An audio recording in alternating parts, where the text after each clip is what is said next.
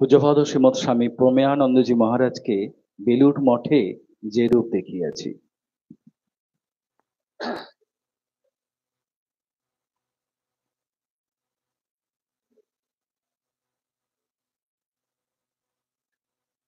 শ্রী শ্রী ঠাকুর, মা,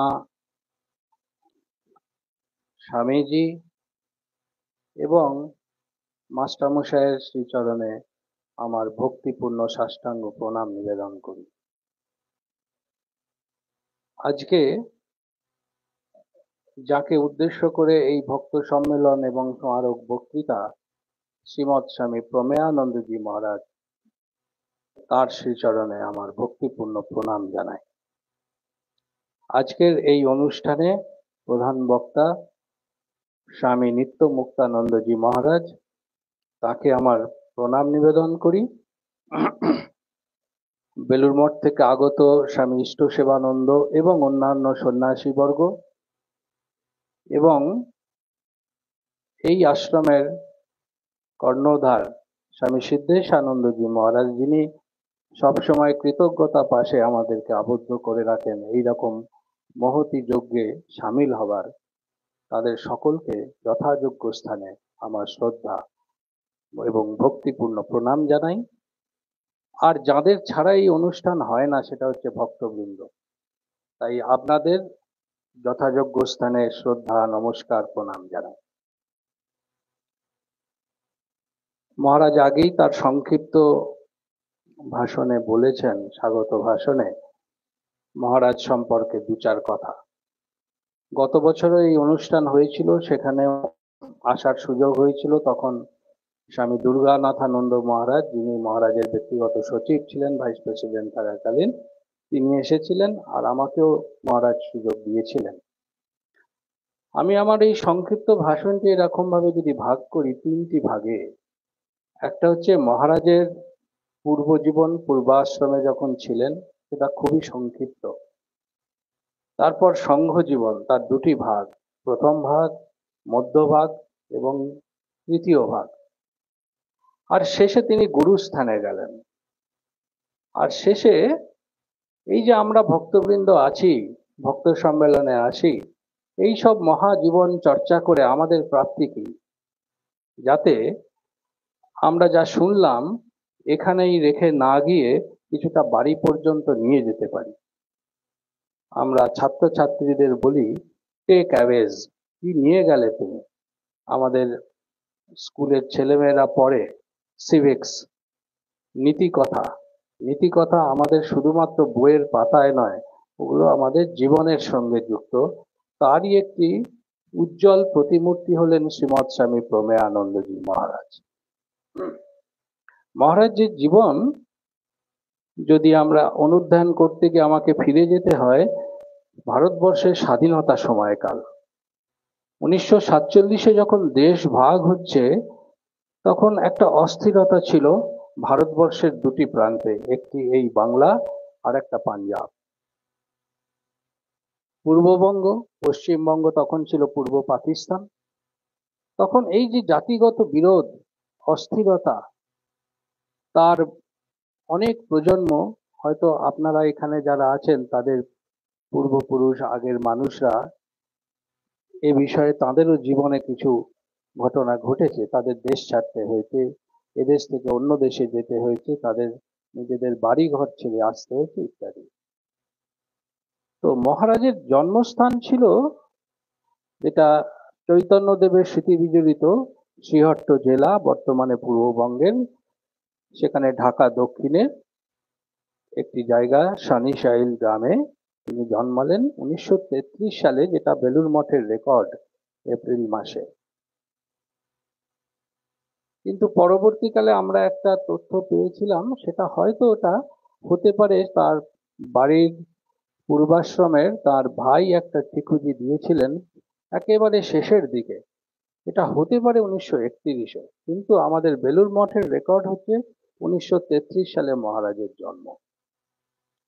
তো ওই গ্রামে উনি ক্লাস 8 পর্যন্ত পড়েছিলেন। একটি ব্রাহ্মণ পরিবার, ভট্টাচার্য ব্রাহ্মণ। প্রতি পরিবারে তখন যেমন শালগ্রাম শিলা পূজিত হতো, ব্রাহ্মণ পরিবারে, তাঁদেরও রাজেশ্বর ছিল, ছোটবেলা থেকে শাস্ত্র চর্চা। কারণ তার পিতামাতার যে গুণ, তার বাবা ছিলেন একেবারে ধর্মপ্রাণ বৈদিক ব্রাহ্মণ, মা নিষ্ঠাশীল, সংযমী, ধৈর্যশীল, ধৈর্যশীলা, দয়াশীলা, এইসব গুণ মহারাজের জীবনে প্রতিফলিত হয়েছে। তো মহারাজ তার পরিবার নিয়ে তাদেরকে চলে আসতে হয়েছিল করিমগঞ্জে। এটা 1949 সালে দেশভাগের পর। ঠিক সেই সময়ে এই করিমগঞ্জ আশ্রমের তত্ত্বাবধানে তখন স্বামী গোপেশ্বরানন্দ মহারাজ ছিলেন ওখানে, এবং অন্যান্যরা, তারা পরিচালনা করছিলেন একটা উদ্বাস্তু পুনর্বাসন শিবির। সেই সময়ে মহারাজ, এটা 1950 সালের ঘটনা, মহারাজ চলে এলেন ওখানকার স্কুলে পড়াশোনা করে 8 পর্যন্ত, করিমগঞ্জে এসে ওখানকার গভর্নমেন্ট স্কুলে ভর্তি হলেন এবং সেখান থেকে ম্যাট্রিক পরীক্ষা পাশ করলেন। তো ম্যাট্রিক পরীক্ষা দিয়ে কয়েকজন যুবক সহ ওই যে সাধুরা পুনর্বাসন শিবির চালাচ্ছে সেখানে গিয়ে যোগ দিলেন, যে তারাও তাদের ত্রাণ কার্যে সহায়তা করবে। কি কাজ? কাজ হচ্ছে এই যে উদ্বাস্তু মানুষ, তাদের খাবারের কুপন দেয়া, তাদের থাকার জন্য তাদের কোথায় যাবে, তাদের যারা আসবে তাদের জন্য তিরপল দিয়ে ঘর তৈরি করা, এসব নানান কাজে হাত লাগালেন। আর এই যে 7 জন যুবক ছিলেন, এই 7 যুবকের প্রত্যেকেই পরবর্তীকালে সংঘে যোগদান করেন, পরবর্তীকালে ব্রহ্মচারী এবং সন্ন্যাসী হন। তাদের মধ্যে ছিলেন ইনিও। তো যখন এই ত্রাণ কার্য শেষের দিকে এই উদ্বাস্তু মানুষ যারা ছিলেন তারা নিজের নিজের বাড়ি পৌঁছাবেন, তার মধ্যে কিছু মানুষ থেকে গেলেন যাদের বাড়ি যাবার কিছু ছিল না। এমন সময় যখন মহারাজরা জানতে পারলেন যে এ ছেলে ম্যাট্রিক পরীক্ষা পাশ করেছে কিন্তু কলেজে অ্যাডমিশন নিচ্ছে না, তখন ওনাকে বাড়ি পাঠিয়ে দেন। কিন্তু বাড়িতে কিছুদিন থাকার পর তার মন থাকেনি, তার মনে হচ্ছে যে আবার ওই কখন এই আশ্রমে যাবেন। তখন তিনি ওই আশ্রমের সম্পাদক মহারাজকে একটা চিঠি লিখলেন যে আমি সংঘে যোগদান করতে চাই। কিন্তু বাড়ির মানুষ মন মানে না। কিন্তু তার যিনি বড়দা ছিলেন, তিনি কলকাতায় থাকতেন, তিনি একটা তার বাবাকে লিখলেন যে ওকে সংঘে যোগদান করতে বাধা দিও না। যদি একটা পরিবারের একজন সন্তান যদি সংঘে যোগদান করে, তাহলে আগের 7 পুরুষ এবং পরের 7 পুরুষ উদ্ধার হয়ে যায়।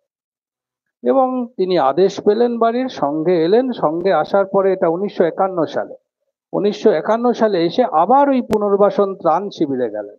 তার কাজ কি হলো না, তখন সরকারিভাবে ঠিক হলো এই করিমগঞ্জ থেকে সম্ভবত 30-35 মাইল দূরে সনবিল বলে একটা জায়গা, যেখানে ওই যে সমস্ত মানুষরা আর বাড়ি ফিরতে পারবে না, তাদের বাড়ি ঘর তৈরি করার জন্য 10 মাইল দূরে একটা জায়গা, যে জায়গায় এই ত্রাণ এবং পুনর্বাসন কার্য স্থায়ীভাবে করার সুযোগ হলো।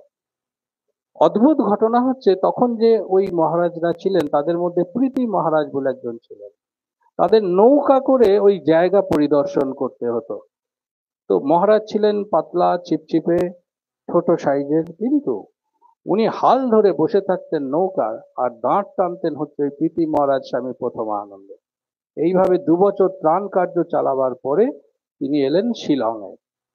1953 সাল, 1953 থেকে 1960 সাল পর্যন্ত মহারাজ শিলংয়ে, তখন স্বামী সৌমানন্দ মহারাজ, শ্রীমৎ স্বামী গহনানন্দজি মহারাজ, এরা তখন ওখানে আছেন। আর একজন আমাদের মহারাজ এখনো আছেন সিয়াটেলে, স্বামী ভাস্করানন্দজি, জ্যোতি মহারাজ নামে পরিচিত, হয়তো আপনারা কেউ কেউ দেখেছেন। উনি অনেকদিন বেলুড় মঠে আসতে পারেন, তিনিও তখন শিলংয়ে ছিলেন। তিনি ওখানে এলেন এবং শিলংয়ে গিয়ে ওই আশ্রমের বিভিন্ন রকমের যে অফিসের কাজ, এই কাজে নিযুক্ত হলেন। এবং তখন শ্রীমৎ স্বামী শঙ্করানন্দজি মহারাজ শিলংয়ে আসেন, তার কাছেই তার দীক্ষা হয় এবং পরবর্তীকালে ব্রহ্মচর্য 1957 সালে, এবং নিজ গুরুর কাছেই 61 সালে তার সন্ন্যাস হলো। এরপরে মহারাজ এলেন কিছুদিনের জন্য তমলুকে, অল্প দিন, 60-61 সালে অল্প দিন এলেন। 61 সাল থেকেই বেলুড় মঠে আছেন। এই মহারাজ একটু আগে বলছিলেন 50-60 বছর, 1961 সাল থেকে 2011 সাল পর্যন্ত পুরো 50টি বছর বেলুড় মঠে উনি ছিলেন। 1961 সালে কিছুদিনের জন্য স্বামী জ্যোতিষানন্দজি মহারাজের তিনি সেবা করার সুযোগ হয়, কিন্তু 61 সাল থেকে 65 সাল পর্যন্ত উনি মিশন অফিসে কাজ করেছেন। আমি একটা ছোট্ট ঘটনা বলি। একবার মহারাজের সাথে কথা হচ্ছে, তখন সবে কম্পিউটার এসেছে। তো আমাদের তখন টাইপ মেশিনেই কাজ হয়, এখন অনেকে এ জেনারেশনের টাইপ মেশিন হয়তো দেখেইনি। তখন উনি বলছেন যে দেখ, আমরা যখন ফাইনাল অ্যাকাউন্ট করতাম মিশন অফিসে, তখন আমাদের একটা বড় টাইপ মেশিনও ছিল না। তো তখন আমরা মিশন থেকে কিছু টাকা, আর স্বামী রঙ্গনাথানন্দজি মহারাজ তখন গোলপার্কে ছিলেন, উনি কিছু টাকা দিয়ে একটা, কারণ ফাইনাল অ্যাকাউন্ট করতে গেলে একটু বড় মেশিন দরকার। তো উনি মিশন অফিসের সমস্ত কাজের সাথে যুক্ত ছিলেন 65-তে। 65 সালের শেষে যখন আমাদের শ্রীমৎ স্বামী বীরেশ্বরানন্দজি 66 সালে তিনি সংঘাধ্যক্ষ হলেন, তখন তিনি হলেন তার ব্যক্তিগত সচিব। এই যে এই সময় থেকে 1985 সাল, প্রায় 19 বছর দীর্ঘ সময় তিনি ছিলেন এই মহারাজের ব্যক্তিগত সচিব। এই সময়ের যেটা উল্লেখযোগ্য বিষয়, তার নিজস্ব একটা রুটিন ছিল। সেই রুটিন কোনোদিন তার এই ম্যানেজার এবং পরে সহ সংঘাধ্যক্ষ অবস্থাতেও সেই রুটিনের পরিবর্তন হয়নি। ভোরে উঠে মঙ্গলারতির আগেই তার স্নান হতো, তারপরে সব মন্দির আদি প্রণাম করে মঙ্গলারতি, তার কিছুক্ষণ পরে তার জপ ধ্যান শেষে তিনি অফিসে আসতেন। তারপর এই পূজনীয় সিদ্ধেশানন্দজি জানেন, তিনি মঙ্কস কোয়ার্টারে আমরা দেখেছি, ওখানে উনি অন্যান্য বর্ষিয়ান সাধু স্বামী প্রভানন্দজি মহারাজ তাদের সাথে বসে প্রাতরাশের পরে অফিসের কাজকর্মে মন দিতেন। অন্যরা যখন 8:30টায় অফিস খুলতো আমাদের, তার আগে ওনার অফিসের কাজ হয়ে যেত। এবং তারপরে উনি গোটা মঠ দেখতেন যে কর্মীরা যারা কাজ করছে, যারা ঘাসের ঘাস কাটছে, যারা মাঠে কাজ করছে। আজ এখন আপনারা যেখানে আমাদের মিউজিয়াম এবং এখন একটা কনফারেন্স হল হয়েছে, ওইখানে তখন ধান জমি, ধান চাষ হতো, গাছ, ওখানে নানান সবজি বাগান ছিল। সেখানে মহারাজ যেতেন 9টা 9:30টার পরে মিশন অফিসে মিটিং করতেন, আবার ফিরে আসতেন, অফিসে বসতেন, ভক্তদের সঙ্গে দেখা করতেন, তাদের খোঁজ খবর নিতেন এবং নির্দিষ্ট সময়ে প্রসাদ পেতে যেতেন। এর কোনোদিন অন্যথা দেখিনি। প্রসাদ পাওয়ার পর সোজা ঘরে গেলেন, ঘরে আসার পরে হয়তো একটু তখন আমরা জানতাম না উনি কি করেন, কিন্তু জানতাম যে অল্প বই টই পড়ে মহারাজ ওপর থেকে সিঁড়ি থেকে নামলেন মানে আমরা ঘড়ি মেলাতে পারতাম তখন দুপুর 2টো। কারণ অফিস যদি অক্টোবর থেকে মার্চ পর্যন্ত 3:30তে খোলে, আর এখন এই সময়ে আমাদের এপ্রিল থেকে সেপ্টেম্বর পর্যন্ত আমাদের 4টেতে অফিস করবে, কিন্তু ওনার অফিসের কাজকর্ম, গেস্ট হাউসের চিঠি, সবকিছুর কাজ কিন্তু 3টের মধ্যে হয়ে যেত। তারপর আবার উনি রাউন্ড দিতেন, গোটা মঠ একা একা একা একটা ছাতা নিয়ে দেখতেন, আবার অফিসে বসলেন, মাঝে একবার চা খেতেন।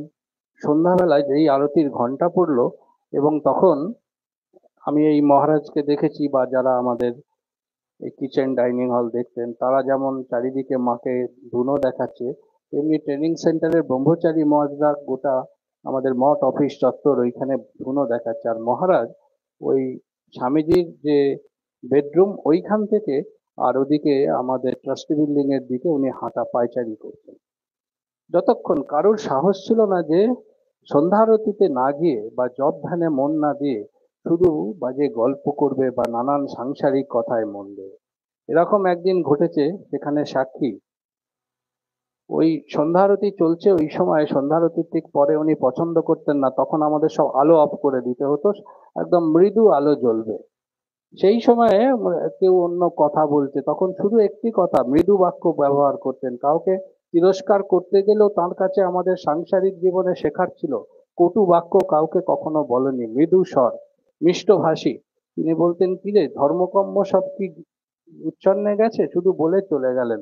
আর কেউ কিন্তু ওখানে দাঁড়াতো না, কারোর কোনো কথা বলা। যখন মহারাজ এইসব বলছেন তখন আমাদের এই মোবাইল যুগ, সোশ্যাল মিডিয়া, ফেসবুক এসব আসেনি। এখন তো যে যার একাগ্র মগ্ন থাকে, মগ্ন মন কি না নিজের নিজের ডিভাইসে, তখন লোকে নিজেদের মধ্যে তখন একটু কথা বলতো। তো এই মহারাজের এই 19 বছরের জীবন, এখন যারা বর্ষিয়ান যারা আসেন বেলুড় মঠে, তাদের অনেকেই এসে তার খোঁজ করেন। এই যে স্বামী বীরেশ্বরানন্দজি মহারাজের যে কৃপা বাতাস এত ভক্তবৃন্দের মধ্যে প্রবাহিত হয়েছিল, এত ভক্তবৃন্দ, সেখানে ছিল এই পূজনীয় আমাদের স্বামী প্রমেয়ানন্দজি অত্যন্ত প্রিয় রামগোপাল মহারাজের একটা সুশৃঙ্খল সংঘবদ্ধ তার একটা নিয়ম নিষ্ঠার মধ্য দিয়ে শৃঙ্খলার মধ্যে অনেক মানুষ দীক্ষাপ্রাপ্ত হয়েছিল। মহারাজের তারপরে যখন মহারাজের শরীর চলে গেল প্রভু মহারাজের 1985 সালে, তো উনি কিছুদিন তীর্থে যেতেই ওনাকে ডেকে পাঠিয়ে আবার ওনাকে উদ্বোধন পত্রিকার এডিটর করা হয়, সম্পাদক। 1985 থেকে 1987 সাল, 2 বছর মাত্র সময়কাল, কিন্তু তার মধ্যে আমরা পাই একটা কথা প্রসঙ্গে বলে একটা সেকশন উনি করেছিলেন, যেখানে ওনার লেখা এবং পরবর্তীকালে দুটি বই, সেবাদর্শে রামকৃষ্ণানন্দ ও পূজা বিজ্ঞান, এই দুটি বই আমাদের কাছে আকর গ্রন্থ। পূজা সম্পর্কে তার আগ্রহ ছিল যথেষ্ট ছোটবেলা থেকে, তাই মঠের কোনো পূজা সংক্রান্ত যে কোনো নিয়ম বিধি জানার জন্য মহারাজই ছিলেন আমাদের সকলের কাছে, কোনো আশ্রমের কাছে, সাধু ব্রহ্মচারীর কাছে, ভক্তের কাছে তিনিই ছিলেন একমাত্র দিক নির্দেশক। এবং এছাড়াও এই বামুনমোড়া আশ্রম থেকে একটি বই বেরিয়েছিল স্বামী শঙ্করানন্দজি মহারাজের জীবনী। সেই বইটিতে কিছু ভুল ত্রুটি ছিল প্রথম সংস্করণে, মহারাজ সুন্দরভাবে দ্বিতীয় সংস্করণে সেইগুলো কারেকশন করে দিয়েছেন। তো আমরা যখন এই 2 বছর পরে 1987 সালে মহারাজ রামকৃষ্ণ মঠ ও মিশনের অচি পরিষদের সদস্য হলেন এবং বেলুড় মঠে ম্যানেজার হিসেবে ফিরে এলেন। এই 1987 সাল থেকে 2009 সালে ঠাকুরের তিথি পুজো হয়েছে 27শে ফেব্রুয়ারি, সেই দিন পর্যন্ত, তার আগের দিন পর্যন্ত আসীন ছিলেন এবং সহ সংঘাধ্যক্ষ হলেন 2009 সালের 27শে ফেব্রুয়ারি থেকে। এই যে 22 বছর আমাদের সৌভাগ্য হয়েছিল মহারাজকে কাছ থেকে পাওয়ার 1990 সাল থেকে। 1990 সাল থেকে 2009 সাল পর্যন্ত, তার প্রথম দিকের কিছুটা বছর বাদ দিলে অনেকগুলি বছর, প্রায় 14-15 বছর একেবারে ওনার সান্নিধ্যে কাজ শেখা এবং কাজ করার সৌভাগ্য পেয়েছিলাম। সেই সময় যেগুলো শিক্ষণীয় বিষয়, এক হচ্ছে যে দেখো কিভাবে মিতব্যয়ী হয়। আমি একটা ছোট্ট উদাহরণ বলি। একবার একটা ছোট কাগজ দিয়ে বললেন এইটা জেরক্স করে আনতো। আমি হয়তো বলেছি কখনো আগে, আমরা জানবেন যে শঙ্করের লেখা একটি বই আছে, হিসাবী দেবতা। তো হিসাব কি করে রাখতে হয়, কেমন ভাবে সংঘের ব্যয় তার নিয়ম নীতির মধ্যে থাকতে হয়, তার ছোট্ট একটা শিক্ষা। তো আমি বুঝতে পারিনি যে উনি জেরক্স, আমাদের কোনো জেরক্স মেশিন মঠ অফিসে ছিল না। তো উনি বলেছেন আমি এখন ওই কাগজটা নিয়ে বেলুর বাজারে গেছি জেরক্স করতে।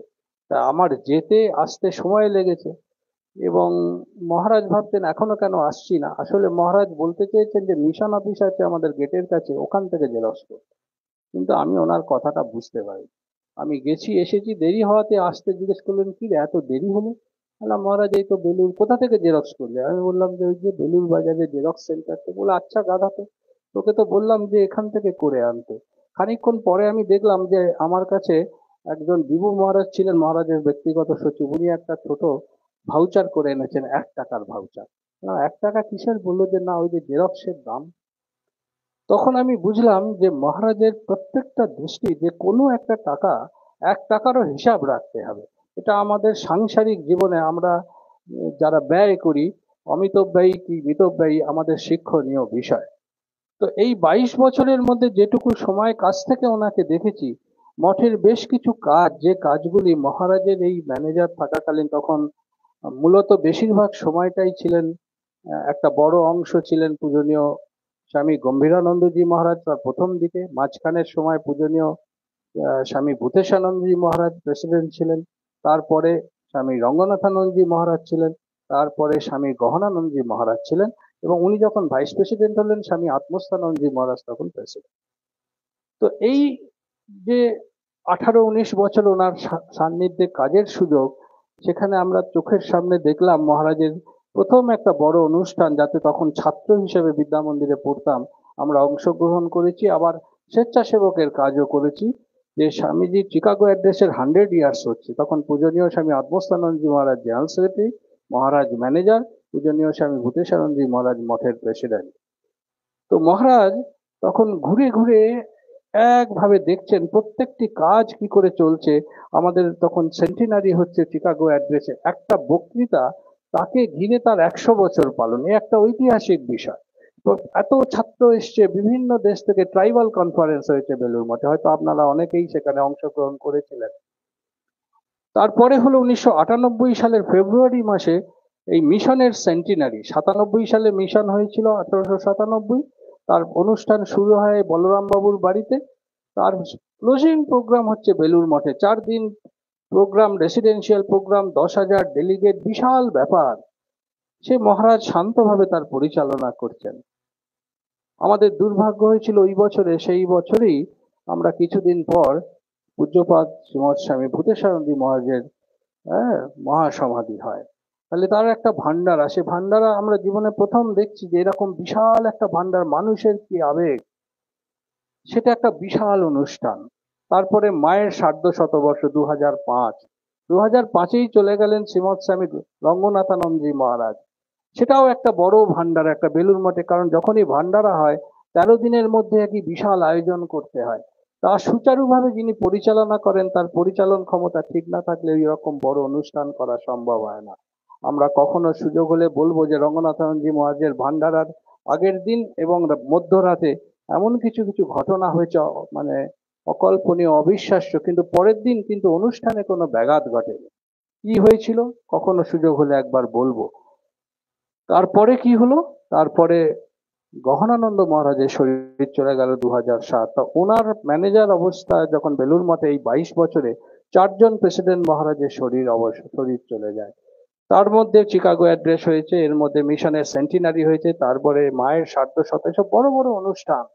মহারাজ অতি শান্ত এবং ধীর স্থির, প্রত্যেকটি মানুষকে তার চলার পথে এগিয়ে নিয়ে যাবার জন্য তার কৃপা দৃষ্টি সব সময় ছিল। 2009 সালে মহারাজ সহ সংঘাধ্যক্ষ হলেন। তার দীক্ষিত ভক্ত, তিনি বেশি দিন সময় পাননি। ভারতবর্ষে 25টি মিশনের আশ্রমে তার দীক্ষা দেবার সুযোগ হয়েছিল এবং কিছু আরো আশ্রম যেগুলো ভাব প্রচার পরিষদের অধীন, এরকম আরো কিছু আশ্রম মিলিয়ে আমার যতটা মনে আছে 11,195 জন দীক্ষার্থী ছিলেন, ওনার কাছে কৃপা পেয়েছেন ভারতবর্ষে। আর উনি একবার বাংলাদেশ গিয়েছিলেন, বাংলাদেশে গিয়ে 1871 জন দীক্ষার্থীকে দীক্ষা দিয়েছেন। সর্বমোট ওনার দীক্ষার্থীর সংখ্যা 13,066।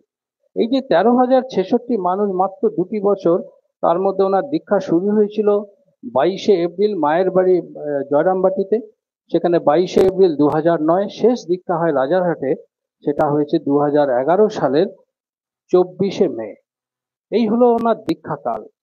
কিন্তু এই দীক্ষাকালের মধ্যে তার এই যে সংঘের জীবন, তিনি বলতেন যে দেখো এই সংঘের যে ঐতিহ্য, এই ঐতিহ্য বহন করে প্রত্যেকটা মানুষ যদি চলতে পারে, তাহলে তাদের জীবন কি হবে না, এই অধ্যাত্ম পথে এগিয়ে যাবে। আমি ওনার উনি বেশি বক্তৃতা পছন্দ করতেন না। আমি কখনো বেলুর মঠে উনি বক্তৃতা করছেন এরকম স্মরণ খুব একটা নেই। একটি স্মরণ আছে, ছোট্ট ঘটনা।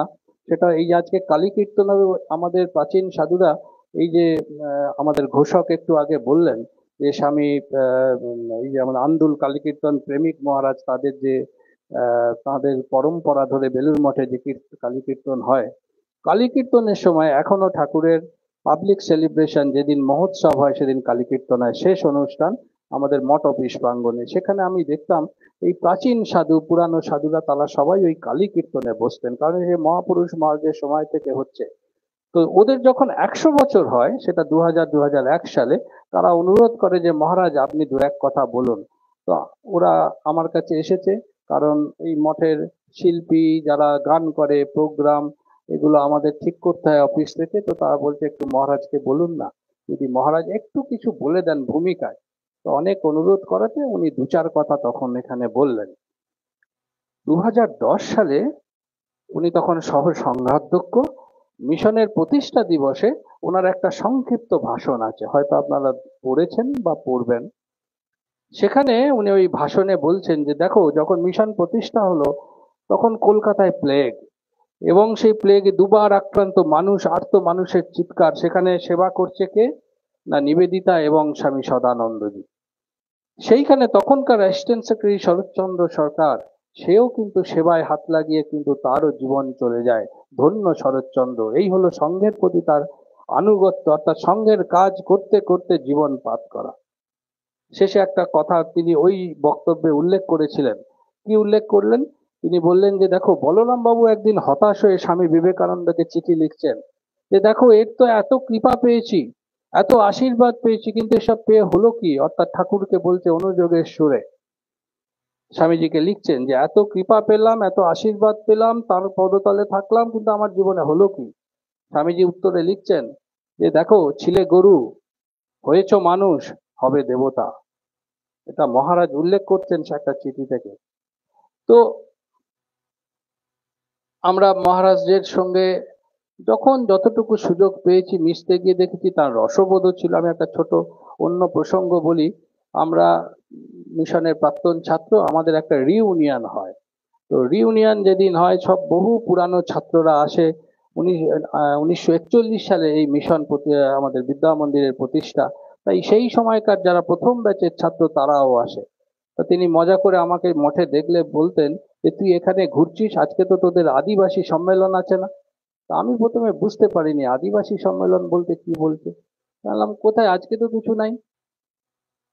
তো বললো কেন, তোদের তো আজকে সবাই দেখছি ব্যাচ করে ঘুরছে। বললাম ও তো রিউনিয়ন। বলে আরে ওই হলো। তো মানে হচ্ছে তার এই ছোট্ট ছোট্ট রসবোধ, যেটা প্রতি মুহূর্তে আমাদেরকে পরে ভাবাতো।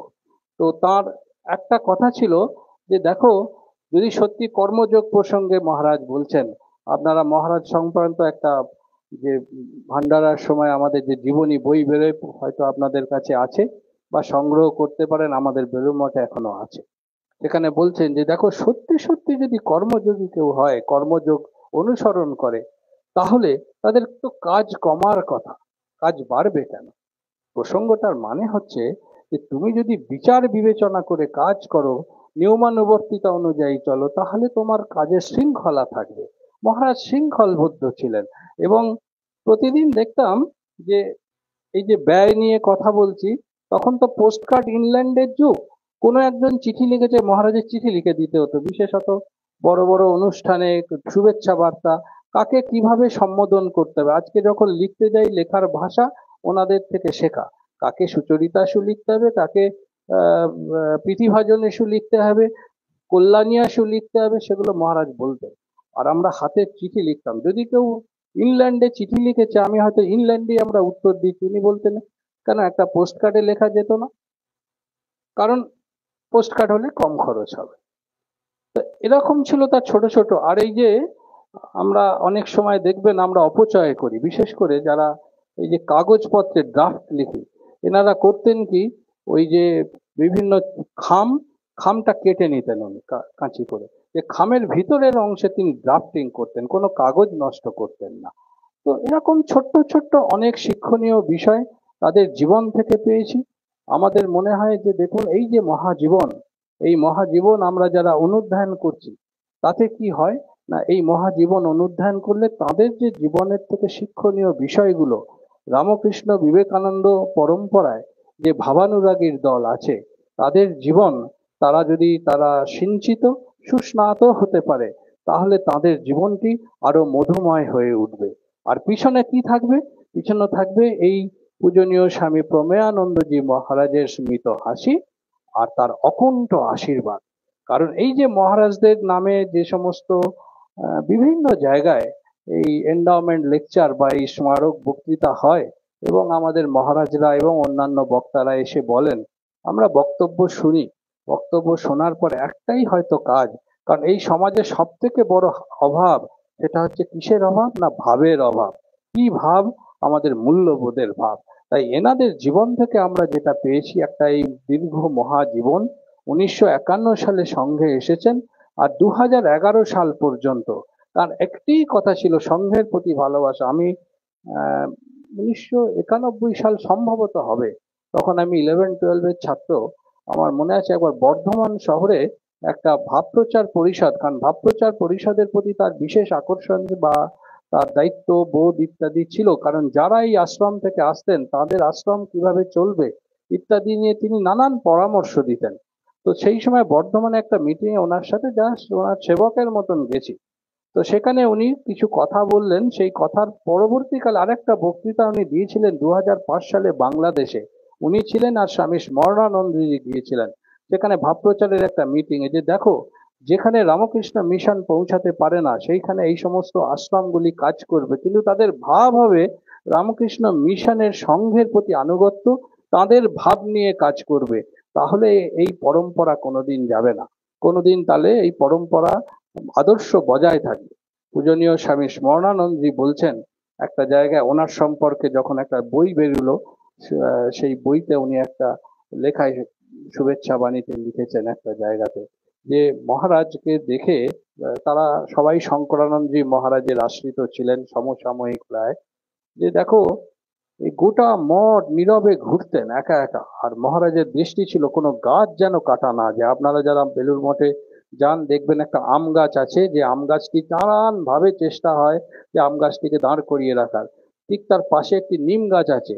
উনি চেয়েছিলেন যে আম গাছেরই একটা চারা, এই নিম গাছের মানে নিম যখন চারাটা রোপণ করা হয় কিন্তু আম গাছ করা যায়নি, কিন্তু ওনারই অনুপ্রেরণায় ওই নিম গাছটি হয়েছে, যাতে ওইখানে একটু গাছের ছাওয়া থাকে, ওই পরম্পরা রক্ষা থাকে। তাই গোটা মঠে কোথাও গাছের, উনি কোথাও বাইরে গেলে কেউ যদি ডাল কেটেছে উনি ফিরে এসে ঠিক ধরতেন। গাছের প্রতি আনুগত্য, ঐতিহ্যের প্রতি আনুগত্য, পূজা পরম্পরা ওনারই সময়ে। এই যে আজকে আপনারা দেখেন বেলুড় মঠের দুর্গাপুজো মাঠে হয়, এটা ওনার সময় থেকে হচ্ছে, 2001 সাল থেকে। তখন অনেকে অনুযোগের সুরে অনেক সাধু ব্রহ্মচারী বলেছিলেন যে মহারাজ মন্দিরের ভিতরে যে গাম্ভীর্য আছে সেটা কি এই মাঠে সম্ভব? তার উত্তর ছিল, ওনার কাছে প্রত্যেকটা বিষয়ের শাস্ত্রীয় উত্তর, ব্যবহারিক উত্তর ছিল। উনি বলেছিলেন যে দেখো, কেন এত সাধু ব্রহ্মচারী আছে, তারা কি তাদের জপ ধ্যান দিয়ে এই প্যান্ডেলটিকে মন্দির করতে পারে না? তাই আপনারা যারা এখন দুর্গাপুজোর সময় যান দেখবেন উনি যা করে গিয়েছিলেন সেই সময়ের কেবল পরম্পরা আজকে প্রায় 25 বছর ধরে একই রকম ভাবে চলছে। এবং আমরা তো মনে হয়, আমি তো ব্যক্তিগতভাবে মনে করি যে আমি সেই মন্দিরেরই স্বাদ ওখানে পাই, সেই গাম্ভীর্য থাকে। যখন মা চলে যায় বিসর্জনের মন্ত্র পড়া একবার বিরাজ গো মা বলে, তখন মনে হয় যে আবার সেইখানে এই মন্দিরের ভাবটি আবার চলে গেল, আবার কবে আবার এখানে মা আসবে, তার বোধন হবে, তার আমন্ত্রণ অধিবাস ইত্যাদি হবে। এবং মহারাজের সময়েই মন্দিরেতে যে আগে আমাদের ফলহারিণী কালী পূজার দিন ওখানে মায়ের ছবি রেখে যে ষোড়শী পূজা, সেটা মহারাজী সময় থেকেই হচ্ছে, 2000 সম্ভবত 4-5 সাল থেকে হবে। এই দুটি। আর একটা বিষয় আমি শুনেছি, এটা এটা আমি কারুর মহারাজের মুখ থেকে শুনিনি, সেটা আর একটা শাস্ত্রীয় সমাধান। এই যে ধরুন শ্যামা পুজো হয় রাত্রিবেলাতে, অনেক সময় যে অমাবস্যার তিথি পড়ে, এটা তো তিথিকৃত্য, এখন ন্যাস এবং নিবেদন নানান কিছু থাকে, উপাচার ইত্যাদি। অনেক সময় তিথি এমন হয় মধ্যরাতে ছেড়ে যাবে, তার মধ্যে যদি আমাদের হোম আহুতি ইত্যাদি হয়, তাহলে কখনো এরকম হতে পারে যে সাধু ব্রহ্মচারী যারা আছে তারা তো যে যার বাড়ি মানে ঘরে চলে যাবে, কিন্তু যদি এই যে পুরুষ ভক্তরা রাত্রে থাকে তারা কোথায় যাবে? তাহলে তিথির মধ্যে তো হোমের আহুতি হলো না। কিন্তু মহারাজের সমাধান যে প্রাতিষ্ঠানিক সদাচারকে বজায় রেখে সেটা ঠাকুরকে সন্ধ্যে ভোরবেলাতে মঙ্গলারতির পর তার সামনেই পূর্ণাহুতি হবে, এবং তাই চলছে। আপনারা যারা বেলুড় মঠে যান, বিশেষ করে মায়েরা, তারা হয়তো রাত্রি 10টা পর্যন্ত থাকলেন আগের রাতে, আবার পরের দিন মঙ্গলারতির সময় যাবেন, পুষ্পাঞ্জলি দেবেন ইত্যাদি। সেই যে নিয়ম নিষ্ঠা, তাই প্রভানন্দজি মহারাজ একটা জায়গায় বলছেন যে ইনি সংঘের পরম্পরার একটা জ্বলন্ত প্রতিমূর্তি। এই মানুষটিকে আমরা যথাযোগ্যভাবে যখন আমরা পাই অনুধ্যান করে তার জীবনের দেখানো পথে আমরা সংঘমুখী জীবন যাপন করতে পারি, তাহলে আমাদের নিজেদের জীবনটিও পবিত্র এবং সুন্দর হয়। কারণ পবিত্রতা এটা যে জীবনের একটা অনুধ্যান শুধু নয়, এটা একটি মাধ্যম। সেই মাধ্যমে গেলে আমাদের জীবনটি অতি সুন্দর হবে, মধুময় হবে। এইটাই আমরা আজকে মহারাজের শ্রীচরণে প্রার্থনা রাখি। আর আপনাদের কাছে এই 2-4টি কথা বলতে পারা এই সৌভাগ্য মহারাজ পূজনীয় সিদ্ধেশানন্দজি করে দিয়েছেন, তাকে আমার প্রণাম জানাই। মঞ্চে উপবিষ্ট স্বামী নিত্য মুক্তানন্দ।